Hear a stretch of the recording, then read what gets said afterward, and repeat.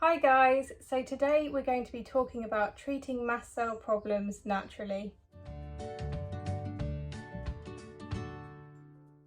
So earlier in the year I got to see Professor Aziz, who is one of the top specialists in GI problems in EDS patients and patients with connective tissue disorders and that sort of thing. And I had a really extensive chat to him about all of my symptoms, and it went beyond just the gastrointestinal stuff. We also talked about headaches, rashes, allergies, and all of that sort of thing. And after we went through everything, he highly suspected that I do have some sort of mast cell problem going on. He has also prescribed a medication which I've had a bit of a nightmare with.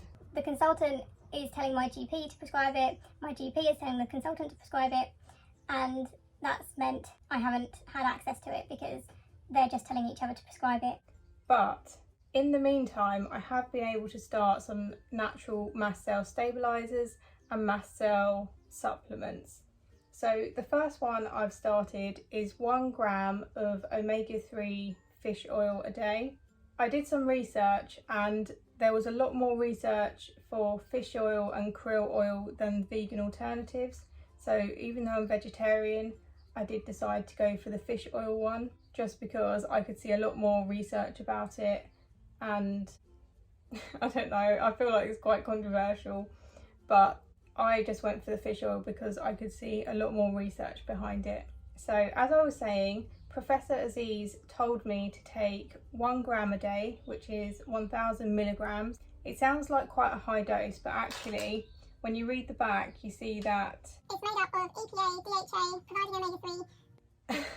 I don't really know what any of those things mean, but I know that it means the potency isn't quite as high as it sounds, which for me was a good thing because I was a bit hesitant about side effects. But actually I've been taking this for a week and it has been going really well. You take it with a meal to try and mitigate any side effects that you have, and I have found that when I take it I do feel a little bit sick for about half an hour and then it goes away. But having said that, I have felt a lot better in the long run. So at the time that I was talking to Professor Aziz, my sickness and vomiting had escalated so much to the extent that I was waking up being sick every single day, multiple times. And since starting this, it has got a lot better, and the amount of medication I've been taking has gone down as well. I was taking a lot of prochlorperazine before I started this because I just needed something to cut through the nausea and the sickness, whereas I've actually been able to cut down on that now. So all of this is a really good sign a really good sign because I've only actually tried this, and to think that I'm going to add in another mast cell stabiliser, which is vitamin C. I'm pretty sure that's also 1 gram a day, and then hopefully trying a medication as well. If they all give me some improvement, that's a really exciting prospect. Like, the thought of things getting better is really reassuring and really exciting. And it's also great that these are preventatives and not just treatments, because even though my anti-sickness tablets are amazing, I still have to endure that initial phase of feeling really sick before I take them, because I don't take anti-sicknesses as a preventative. I just take them when I start feeling sick and just hope that they get into my system in time. Whereas to be able to take something that prevents it, that's been really cool and really amazing for me. Having said that, even though I've seen a lot of improvement, it hasn't made all of my nausea and sickness go away. I've definitely still been nauseous and sick at times, but to get any sort of improvement, you know, I'll take it. I'll take any improvement I can get. So I think this is something that's worth taking just to see if you do have any improvement like I have. I would say if you're dealing with a lot of nausea and sickness as well, things like headaches and potentially even things like rashes, I would say to give this a go because you've got nothing to lose. If it doesn't help, you can stop it. If you have side effects, you can stop it, but it might be worth seeing because I was under the impression that to have mast cell problems, I thought you had to be like anaphylactic with it. I thought you had to have daily extreme rashes, and actually none of that was my experience. I do get a weird throat swelling thing which I really need to get checked out, because at the moment I'm just taking antihistamines for it, and my rashes are quite inconsistent and they look different at different times, and so all of those factors made me think, oh, I probably don't have mast cell problems. But actually, when a specialist, Professor Aziz, looked at my whole case, he said actually you likely do. And so this has been really exciting to hopefully get some improvement, and this is just the first step. So I'll check in with you when I've tried the vitamin C, and also when I've been on this for a longer period of time. We're in my little brother's room for this update, so please excuse that, but I thought I would tell you how everything's going. So I'm carrying on with the omega-3, and that's actually been going really well. I mentioned before that I felt slightly sick after taking it in the beginning. That's now completely gone away, and I'm just seeing the benefits. So my nausea has improved, my vomiting episodes have improved, and some of my rashes have improved a bit as well. I wouldn't say it's got rid of any of those symptoms, but I have seen an improvement, so I will be continuing with those. The next thing Professor Aziz advised me to try is vitamin C at 1 milligram. No, at 1000 milligrams or 1 gram. So like with the omega-3, you take this one with a glass of water and preferably with a meal. I took it for quite a few days, but I noticed right from day one that it was causing me to have quite bad stomach cramps.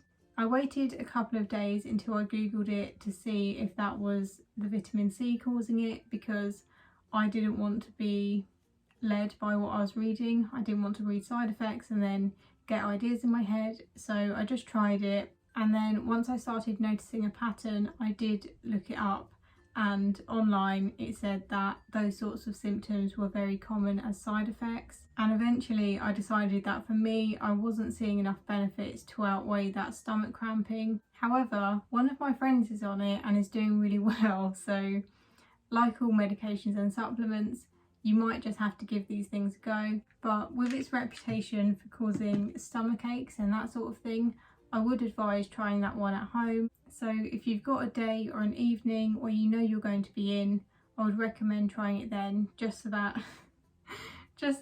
if you need a heat pack, or so that you can make yourself more comfortable if you need to. Hopefully, like my friend, it will go well for you and you won't have that side effect. But if it does happen, at least you're in the comfort of your own home. One thing I did notice though was that 1000 milligrams is a very high dose.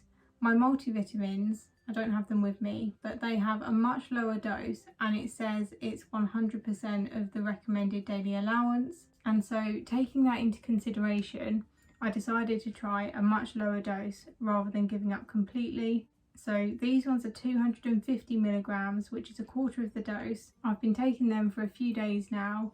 I am still experiencing some stomach cramping, and I'm not sure if the benefits outweigh that at this point. So I'm going to be carrying on with the lower dose for a little while and just seeing if my body does adjust. And then in a couple weeks time, I'll be trying the final supplement.